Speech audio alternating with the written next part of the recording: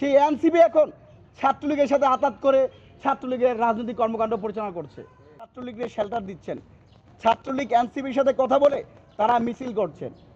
আশ্চর্যের গত ১.৫ বছর বিভাজিত করেছিল, বৈষম্যের নাম দিয়ে যারা সবচেয়ে বড় বৈষম্য করেছিল, বিপ্লবের উপস্থাপন করেছিল, সেই এনসিপি এখন ছাত্রলীগের সাথে আতাত করে ছাত্রলীগের রাজনৈতিক কর্মকাণ্ড পরিচালনা করছে। আমরা এনসিপির তৎকালীন বৈষম্য বিরোধীর আহ্বায়ক নাহিদ ইসলাম সহ যারা বর্তমানে এমপি আছেন তাদের প্রতি আহ্বান জানাই, আপনাদের কনসার্নে কি এনসিপির মাঠ পর্যায়ে নেতাকর্মীরা আওয়ামী লীগকে শেল্টার দিচ্ছে কিনা?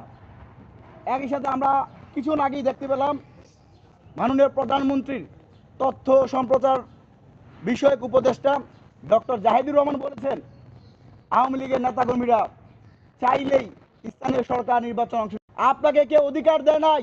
নিষিদ্ধ সংগঠন যাদের হাতে 2000 অধিকের মানুষের রক্ত লেগেছে তাদেরকে পুনর্বাসন করার কোনো অধিকার আপনার হাতে নাই।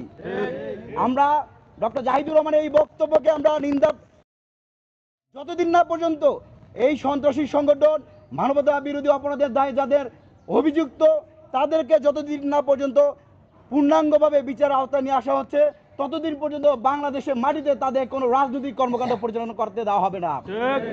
ডক্টর জাহিদুর রহমান যে বক্তব্য দিয়েছেন সেই বক্তব্যকে আমরা বলতে চাই, বিএনপি সরকারের প্রতি আহ্বান জানাবো, বিএনপি নেতৃবৃন্দর প্রতি আহ্বান জানাবো, এই বক্তব্য বিএনপি সরকারের কিনা আপনাদেরকে ক্লিয়ার করতে হবে। কারণ আমরা জানি বিএনপি একটি ফেসিবাদ বিরোধী একটি দল, দীর্ঘ 17 বছর তারা অন্যায় অনিয়মের সাথে অন্যায়ভাবে বিভিন্ন জায়গায় নির্যাতন নিপীড়নের শিকার হয়েছে, হাজারো অধিক মানুষ গুম খুনের শিকার হয়েছে। জুলাই আগস্ট আন্দোলনে বিএনপি মহাসচিব মির্জা ফখরুল ইসলাম আলমগীরের একটি বক্তব্যে আমরা শুনতে পেয়েছি বিএনপির প্রায় 400-র অধিক নেতা কর্মী শহীদ হয়েছে। যেখানে একটা দলের নেতা 400-র অধিক নেতাকর্মী শহীদ হয়েছে, যেখানে কোনো এখন পর্যন্ত কোনো দৃশ্যমান বিচার হয় নাই, সেখানে বিএনপির একজন সরকারের দায়িত্বপ্রাপ্ত ব্যক্তি কিভাবে আওয়ামী লীগকে পুনর্বাসন করতে পারে?